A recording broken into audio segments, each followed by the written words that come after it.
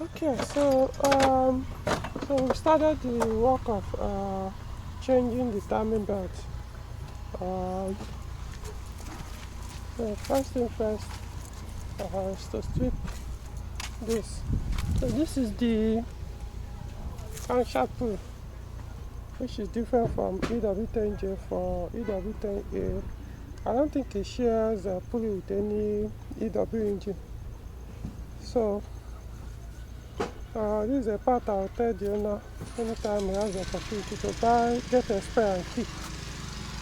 If more than one set. So still trying to remove the timing belt, but we remove the auxiliary belt. We look at the other kit for the auxiliary belt to be sure they are okay. The tensioner, you can't really tell. The auxiliary belt tensioner can't be able to tell actually. So this ignition cord is similar to that of EW12. Therefore,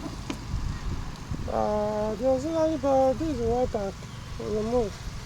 This is a 60K 1710. It's supposed to be 60K 1705. I don't know. It's deco anyway, and what I also put is deco.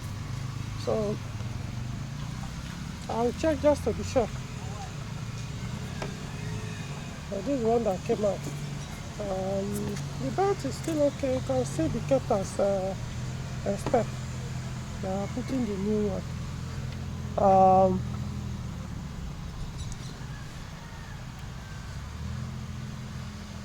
So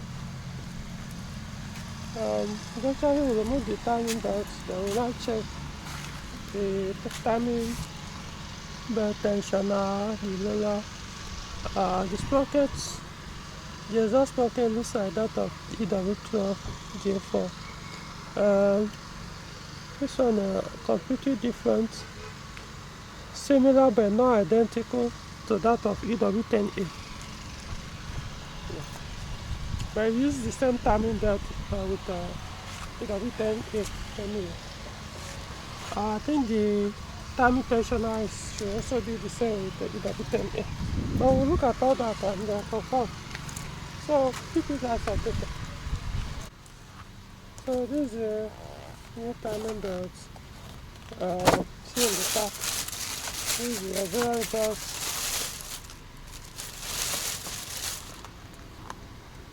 $1705.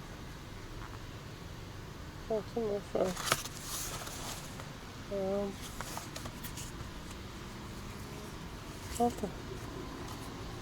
Alright. So we remove the old belt now, so I don't think it is finished. Connect this new one.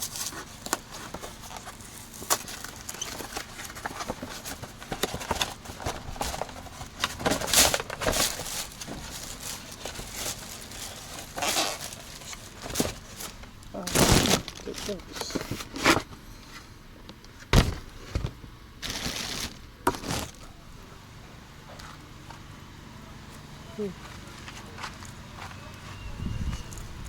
Okay. So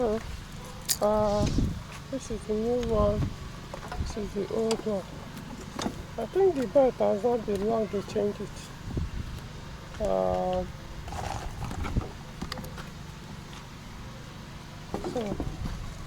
this is the old one. Check the tensioner. It's still okay. Still looks very new. Like I said, I don't think it's been long. Change the timing roller, still okay. The water pump still okay. So we are putting only the belt. Right. So we're going to put back the old one in the back. Let's see if there's any sign of wear on the belt. Well, not really. Like I said, it's not, I don't think it's been long to change it. But it doesn't matter. So the sticker is still here. Later I'll find somewhere to press it and write the mileage. Just like these days, over time the paint will wear off, especially if you press it somewhere inside the engine bay. The paint will, maybe I'll press it here. Then, even if the paint fades off, right? That's it. Okay, so that's all I can say. Now, with the auxiliary belt, this one has a rough surface type. This is the rough surface type. Normally, I prefer the smooth type. You find out from the repair seller if you have that smooth type. Otherwise, you put this. But the one that came is the smooth type. So the one that before. Okay, it's kind of the same actually. It's not that smooth. The one I use for the counts for V6, it has a smooth surface. Don't make noise as much as this rough one. The one with rough surface makes a little bit noise. Maybe it's just part of the engine sound for the VW engines anyway, because I noticed most of them come in that design. Okay, so keep you guys updated. So we've mounted the new timing belt, so you can see it now. So we are mounting everything back. Meanwhile, this is the spark plug that we found when we removed. You can see we removed the spark plugs. Same brand, but I'm not sure these are OEM. So this is NGK plug. The number on it LFR6B. LFR6B. Likewise, so LFR6B. So I don't know. I can't say if this is the OEM or aftermarket.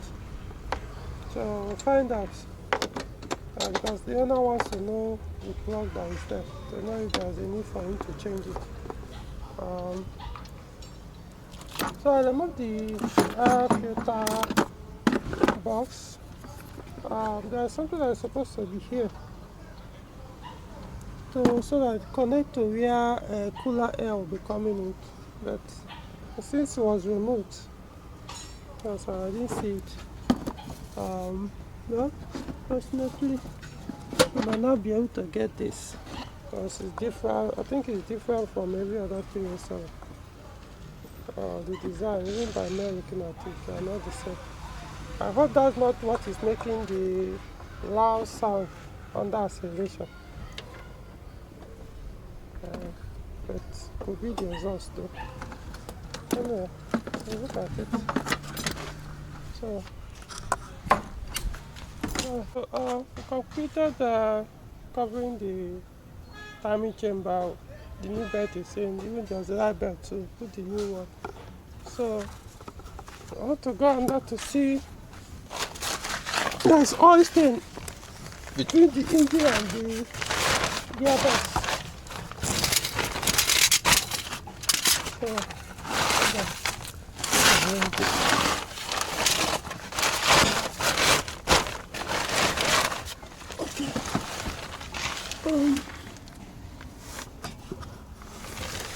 Now, first thing first, this is the tube where the air filter box. Air filter box is supposed to be somewhere here. So then there is a tube that is supposed to connect on the air filter box to this place. So this. So I think it was removed intentionally. And I can understand why. Most times they do it because this is very low, almost on the in case water passes to. If the car drives under that's in the water and it gets to that level, to suck the water, go up and then knock the engine, damage the engine. My only concern, this setup is for the engine to be running with colder air. But as it is now, I'll be running with hot air, which is not too good for the engine. It can work, but not not the best. Let me put it that way. So the problem now is, even if you are going to reconnect it, getting that tube. I'm not sure. I don't know if it's the same with EW10A. Getting the one that will connect here to here will be a problem. For this one, I have to do some construction, which I don't know. My mind is very risky. Like I said, if this car drives into a flood, yeah, it's going to damage the engine. If you put back that thing. So I don't know. Let's leave it for now until. I just don't want that noise. That noise that makes as if the exhaust is very badly leaking, or that there is no catalyst. Because I know EW10A in 307, if you remove that setup, that tube that connects to the cold air from the air tube, from the filter tube, filter box, yeah, it will start making the same sound. Anyway, so now another thing, this is the engine, the gearbox. So this is where both meet together. So you can see there is oil here. There's oil. Look at it. There's oil. So this is engine oil. So I've looked at the CV joints, say that the seals on the gearbox and the differential side, they're all dry. And the leakage definitely is coming from the crankshaft oil seal from the gearbox side. So we need to change that seal, and to change the seal we need to remove the gearbox.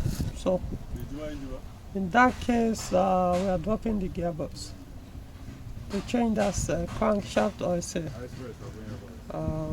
Remove the gearbox, remove the clutch kit, pressure plate, friction plate, release bearing, flywheel, then before I can access it.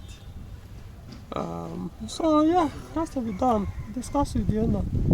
Though I suspected it, I told him when I was doing the inspection, I saw that the bear housing and the engine under both were weight, and it was at the where the gearbox and engine meet together. So he's aware. So we're going to deal with that. Maybe we'll look at this thing very well. But what we'll do is this: when we remove when we separate the engine from the gearbox, we'll now know exactly where the oil is coming from. If it's not from that flywheel side, we'll know for a fact, because it will be dry. That if it's not the crankshaft oil, it will be dry. Because I'm looking at this differential side on the gearbox, it also weight. I don't know if it's the engine oil that is leaking from the seal that is coming to this side. It's coming up to this side. This is where the differential cover is. So it could also be leaking from the gearbox. In that case, if we remove the gearbox, we'll seal it, and we'll remove the cover, differential cover, we'll seal it, then put it back. Okay, so we'll see. Better is just when we remove the gearbox. So far, the oil pan is dry, nothing here.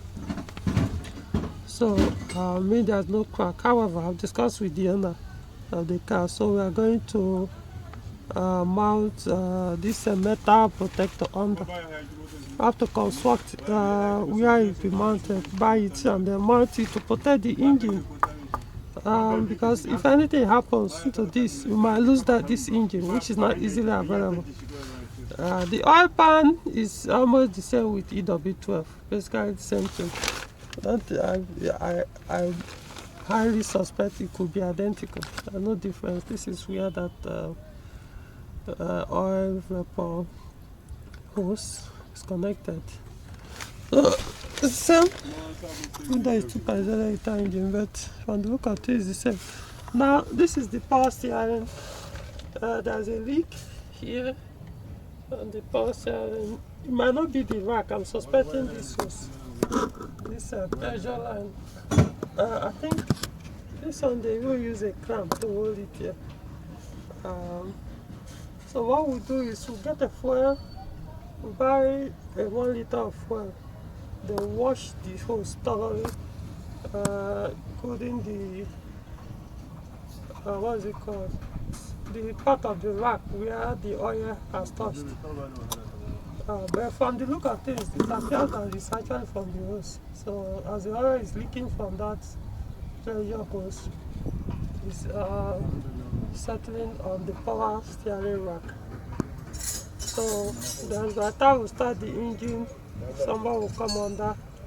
But I think once you wash it before it will dry up, so that when you now start engine, jack the other side of the tire up. As you are turning the wheel, there will be pressure in the system. Then you will now see where the oil is actually coming from. So if it's the power steering pipe or hose, remove it, change or weld it. If it's the rack, then it means you have to probably change the rack. These usually issues that come. If it's the hose, I would suspect that as a result of the conversion, that was why it didn't happen.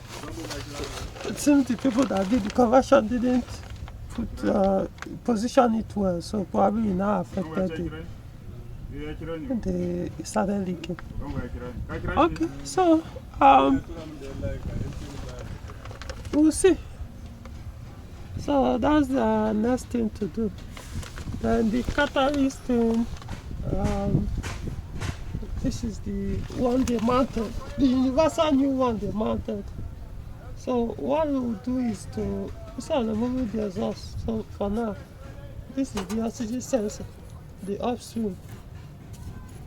So we'll remove the upstream sensor, then we'll put my inspection camera, see if the catalyst is on this cylinder. If it's on this cylinder, then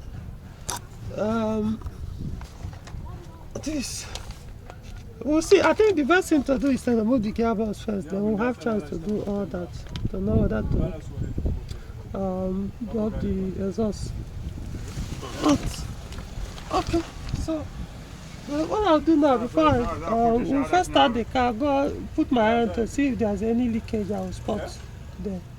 Then we'll know. Okay, so the oil filter, from the look of things, since I've changed this oil here in Nigeria, so this is the usual filter you see here in Nigeria. Go from here, the sign that you change the oil. Who knows? Maybe that was even what caused this leakage, because probably they put 20W50 and they now damage the same, because the oil is actually is almost on the maximum level. So we change the oil and it affected the same.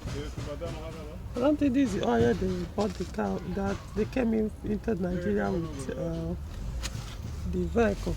I'm talking about the engine oil now. Okay. So yeah. I know the most important thing now is this has been done, and the timing, and as well as and the other timing keys, components, and what I mean with timing keys, I mean auxiliary belts, roller tensioner, timing belt, roller tensioner, they are okay. Also water pump, so no need to change those also. Some might say, oh, why this? I did this to change everything. Well, here in Nigeria, we don't have access to all those parts easily, especially the high quality ones, of those timing keys to complete. So better you don't jump from frying pan to fire. So you only change it when it's necessary and there's a need for that. Otherwise, you might go and buy a low quality new one. I need to regret it months later or weeks later. So you can as well leave the used one that is still in good condition that will still serve you for about that 4 years. You know. We'll see anyway. Like I said, if had it been any of them was bad, I would have replaced it.